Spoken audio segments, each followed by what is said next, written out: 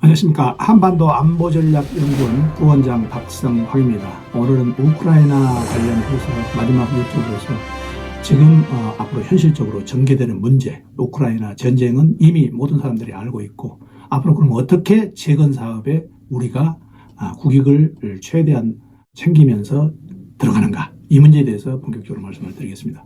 지금 현재 주요 관심사는 우크라이나 전쟁이 어떻게 전개되는가, 물론 거기에도 관심이 있지만은 언제 전쟁이 끝나는가, 이게 문제죠. 그리고 전쟁 정전 협상의 조건이 어떻게 진행이 되는가, 이게 문제. 또 하나 우리한테 직접적으로 중요한 문제는 앞으로 재건 사업에 어떻게 우리가 참여할 건가, 이거죠. 그래서 이제 이 현실적인 문제를 가지고 조금 말씀을 드려보겠습니다. 지금 우크라이나 재건 사업은 지금 현재 폐허 상태로 감안했을 때 지금 현재로 1200조 원의 시장이라고 이렇게 평가가 되고 있습니다. 갈수록 늘어나겠죠. 미국, 이태리, 독일, 쭉 유럽 국가들, 미국을 포함한 유럽 국가들이 이미 참여를 구체화해 놓고 있고, 또 이제 이게 한 나라가 아니고 공동으로 참여하는 게 굉장히 많습니다.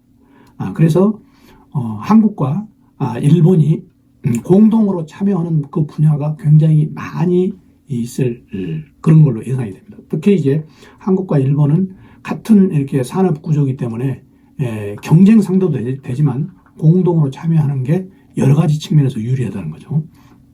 그래서 그 부분에 대해서 조금 말씀을 드리겠습니다.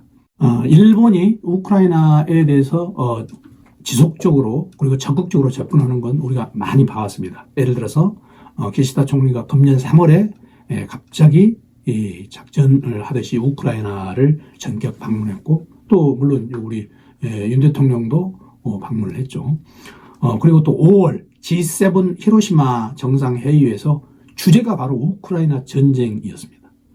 그러니까 지금까지 일본 총리가 전쟁 중이거나 그런 지역을 방문하는 것은 2차 대전 이후에 처음이라고 해요. 이번에 젤렌스키 3월달에 가서 만난 게, 일본이 히로시마 G7 공동성명에서 발표한 내용을 보면 얼마만큼 우크라이나에 대해서 관심이 있는지 알 수 있겠죠.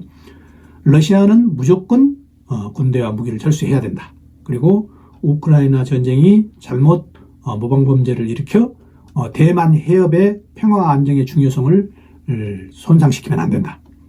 또 하나는 핵 이 문제, 그리고 탄도미사일 발사를 자제해야 된다.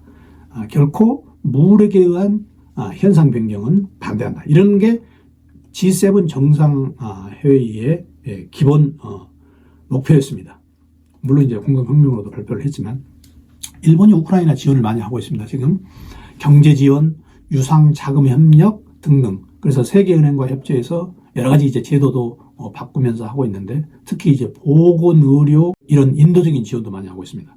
그래서 우크라이나 복구 회의, 그리고 우크라이나 민간 회복력 지원, 국제회의 등등을 주도를 하면서 참여를 하고 있고, 여기 사진에 보시면 이게 얼굴한 게 나왔는데 이게 뭔지 아시는지 모르겠습니다. 일본에는 전통적으로 센닌바리 그리고 센바주루라는 얘기가 있습니다. 센닌바리라는 건 뭐냐면 전쟁에 가는 사람들한테 일본에서 복대를 해주는데, 그 복대에 젊은 여성들이 1000명이 거기다 한 뜸 한 뜸 해가지고 1000명이 뜸을 떠가지고 복대에다가 무슨 술을 넣어가지고 주는 거죠. 그러니까 전쟁에 가서 무사 귀환을 바라는 거죠. 또 그와 비슷하게 종이학을 만들어서 줍니다. 그러니까 종이학을 1000개 만든 걸 센바찌루라고 그러는데, 그런 게 지금 여기 이제 종이학입니다. 지금 이 사진에 보이시는 게 이런 걸 우크라이나에 이렇게 보냈던 거죠. 그러니까 일본 국민들이 모두가 참가했다는 얘기입니다. 그것뿐만 아니고 지금 방위 물품을 적극적으로 지원하고 있습니다. 방탄조끼, 헬멧, 등등, 물론 유생자재 이런 건 말할 필요도 없고요. 그래서 비살상용 방위 장비를 지원했는데, 이 장비를 지원하면서 일본은 자위대법을 개정을 하기까지 하면서 지원을 한 거죠. 일본에 얼마나만큼 일본이 지금 우크라이나에 관심을 두고 있는지를 쉽게 알 수 있습니다. 뿐만 아니고 일본은 지금 우크라이나 전쟁 관련해서 유럽과 적극적으로 협력하고 있습니다. 유럽에 있는 G7을 위주로 해가지고 제휴를 강화하고, 또 인도태평양 지역에 유럽의 영국, 프랑스, 독일 이런 나라들과 인도태평양 관련해가지고 같이 공동으로 군사훈련을 하고 있고, 그래서 일본의 이제 전략은 나토 국가들과 어떻게든지 친하게 지낸다. 그러면서 일본은 이미 이 전략 개념에 어떤 걸 명시를 했냐면 중국은 체계적 도전을 지금 하고 있는 그런 상태이고 러시아는 가장 중대하고 직접적인 위협이다. 이렇게 지금 정의를 하고 있습니다. 일본이 서유럽 국가들과 안보 협력 제도를 강화하고 있는데 그 이유 중에 하나가 앞으로 유럽 재건 회의에서 일본이 유럽 국가들과 긴밀한 관계를 유지하고자 하는 것도 하나가 있다는 걸 우리는 놓쳐서는 안 됩니다. 그런데 어느 정도 유럽 국가 간의 안보 협력 제도를 강화하고 있는가? 일본과 영국은 뭐 방위비, 정비품, 뭐 기술 이전, 뭐 상호 제공, 뭐 등등 차세대 전투기 공동 개발까지 이렇게 하고 있고 일본과 프랑스, 일본과 이태리, 일본과 독일 등등도 부분적으로 이렇게 협력을 강화를 하고 있습니다. 물론 인도 태평양 지역에서 중국을 견제하는 그런 측면도 있지만 일본의 이런 유럽과의 유대 강화는 우크라이나 전쟁 이후에 재건 회의에 일본이 부드럽게 그 재건 작업에 연착륙하기 위한 발판이라는 것도 우리가 잊어서는 안 됩니다. 우리 한국도 마찬가지입니다. 한국이 이번에 한덕수 총리가 체코하고 폴란드를 방문했죠. 그래서 방산, 인프라, 원전 협력 강화를 했죠. 리튬, 이 공급망 체계 여기에 대해서 또 강화를 했는데 이런 여러 가지 우리가 노력, 그 나라의 개별 국가와 이것뿐만 아니고 앞으로 우크라이나 재건 회의 하는데 유럽 국가와 우리가 친하게 지내지 않을 수 없습니다. 왜? 한 나라만이 재건 회의에 참가하는 것보다도 여러 나라가 협력 관계를 가지면서 참가하는 게 앞으로 유럽 재건 회의의 수용 방식이라는 겁니다. 우리 한국도 우크라이나에 지원을 하고 있는데 국제적으로 거의 한국과 일본이 비슷한 수준으로 지금 평가를 받고 있습니다. 적극적으로 지원을 하고 있지만 한국은 27위, 일본은 32위 이런 통계가 나오고 있는데 아마 이런 게 이제 계속적으로 할 겁니다. 그래서 지금 한국이 최근에 우크라이나 전쟁이 끝나면 재건회의에 어떻게 참가할 건가 구체적으로 우리가 지적해 놓은 게 있습니다. 예를 들어서 스마트 교통 구축, 그리고 공항 현대화, 그리고 하수시설 재건, 특히 이 앞전에 카호우카라는 댐이 붕괴돼 가지고 전 세계 시민들이 놀랬죠.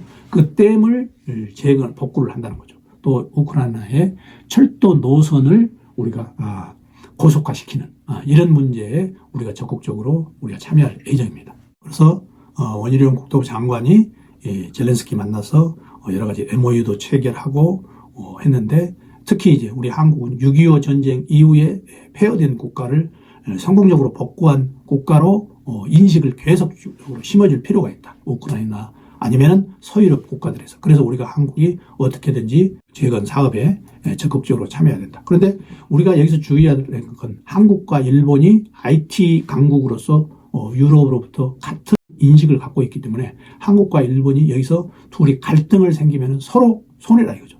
윈윈해야 됩니다. 그런데 한국과 일본이 지금 윈윈하기에 아주 좋은 계기를 마련하고 있다. 왜? 일본이 그동안에는 우익 민족주의로서 여러 가지 한국과의 불편한 관계가 있었죠. 그런데 이게 다행히 우리가 지금 일본이 우익 민족주의가 흔들리고 있습니다. 왜 흔들리느냐?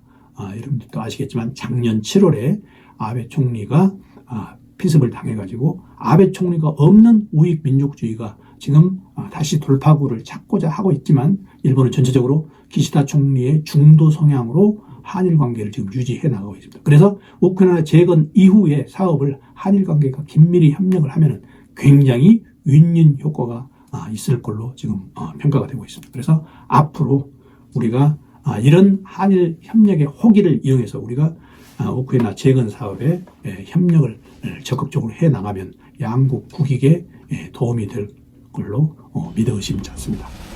지금까지 4편의 우크라이나 전쟁 관련해서 한국과 일본의 관계에 대해서 말씀드렸는데 시청해주신 분들께 감사드립니다. 고맙습니다.